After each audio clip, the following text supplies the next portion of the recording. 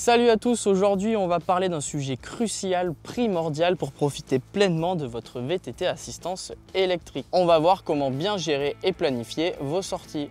Le VTT-AE c'est une vraie révolution, mais ça demande une bonne organisation pour éviter les mauvaises surprises. Mauvaise gestion de l'autonomie, parcours mal choisi, galère mécanique. On va voir ensemble comment bien planifier sa sortie, comment bien gérer l'autonomie de sa batterie et préparer toute la logistique en amont pour rouler sereinement. Vous êtes prêts? C'est parti!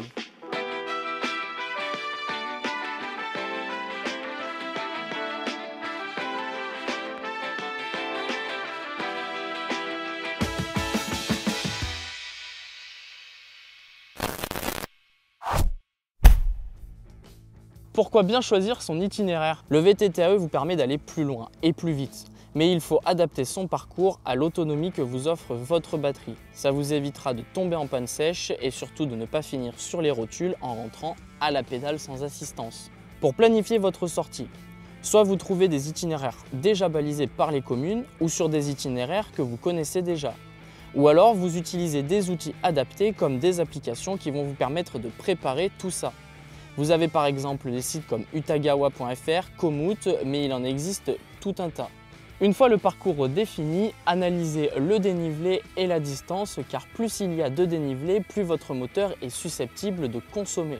Une petite astuce, ayez toujours un plan B avec des sentiers alternatifs, un retour peut-être plus rapide en cas de problème.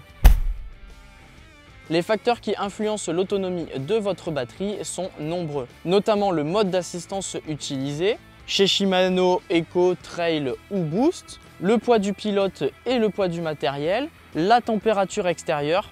Et ouais, quand il fait froid, le froid peut réduire l'autonomie de votre batterie de 20 à 30%. Et enfin, la pression des pneus et l'entretien de la transmission, car un vélo mal entretenu, c'est un vélo qui consomme plus. Mais alors, comment optimiser sa batterie et son vélo pour une plus longue sortie? Alors, pour bien gérer les modes d'assistance, généralement, on roule en éco sur le plat et on garde le boost pour les grosses montées les plus raides ou les plus techniques. Bien entendu, on anticipe les besoins. Par exemple, moi je vous conseille d'économiser votre batterie au début de votre sortie, lorsque l'on est forcément plus frais, et on conserve l'autonomie pour la fin de la sortie. Des fois, on est bien content de pouvoir mettre un peu plus d'assistance quand on est cramé. Ensuite, on vérifie l'état de sa batterie avant de partir. On s'assure qu'elle soit bien chargée et qu'elle soit à bonne température pour fonctionner de manière optimale. Je vous conseille de ne jamais partir avec une batterie partiellement chargée. Non pas parce que c'est pas bien sur le point technique, c'est plutôt que si votre sortie elle doit perdurer dans le temps, on ne sait jamais la raison. On est bien content d'avoir une batterie pleine pour pouvoir aller jusqu'au bout.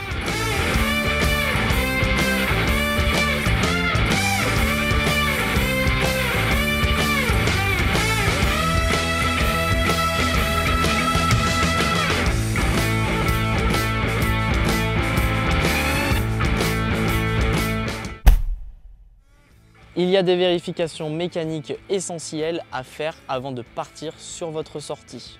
La pression des pneus d'abord. Je vous conseille entre 1.2 et 1.8 bar pour un bon compromis grip confort et une autonomie selon la largeur du pneu et de votre poids. Je vous renvoie à la vidéo qu'on a réalisée sur la bonne pression des pneus. Au niveau de la transmission, ayez toujours une chaîne propre, dégraissée et bien lubrifiée. Et enfin, on peut s'assurer d'avoir des bons freins, que les plaquettes soient toujours bonnes et ne soient pas usées pour une meilleure sécurité, notamment dans les descentes.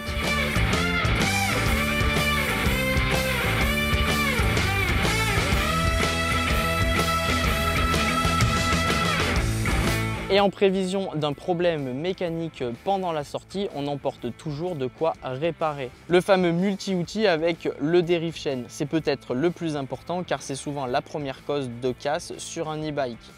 Je vous conseille d'avoir également un kit de réparation tubeless et ou une chambre à air. Et ensuite, une pompe ou une cartouche de CO2. C'est pas parce que vous roulez en e-bike que vous devez vous reposer uniquement sur le moteur. Le VTT-AE aide certes, mais il faut quand même gérer son cardio et son effort pour ne pas exploser trop rapidement. Utilisez une cadence entre 70 et 90 tours par minute pour vous économiser vous et surtout la machine. En effet, la plupart des moteurs sont optimisés pour fonctionner dans cette plage de cadence. c'est-à-dire qu'il consomme le moins en étant entre 70 et 90 tours minute.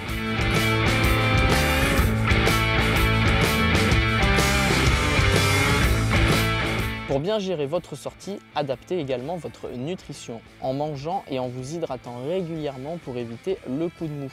On a d'ailleurs fait une vidéo spécialement dédiée sur le sujet de la nutrition, je vous invite à la regarder. Avez-vous déjà connu une panne de batterie? Et si c'est le cas, qu'est-ce qu'on fait si ça nous arrive? N'attendez pas d'être à 5% d'autonomie sur votre batterie pour vous inquiéter ou envisager un plan de repli. Comme je l'ai dit dans la première partie, il faut anticiper, donc on prévoit toujours une issue en cas de problème. Le fameux appel à un ami ou alors rebrousser chemin avant qu'il ne soit trop tard. Partez du principe qu'avec un VTT assistance électrique moderne, on peut faire 300 mètres de dénivelé positif tous les 10% de batterie. Certes, ça reste qu'une moyenne, mais c'est déjà une bonne base que vous pourrez ensuite affiner au fil de votre expérience et de vos nombreuses sorties. Dans tous les cas, soyez prêts pour réparer tous vos problèmes mécaniques.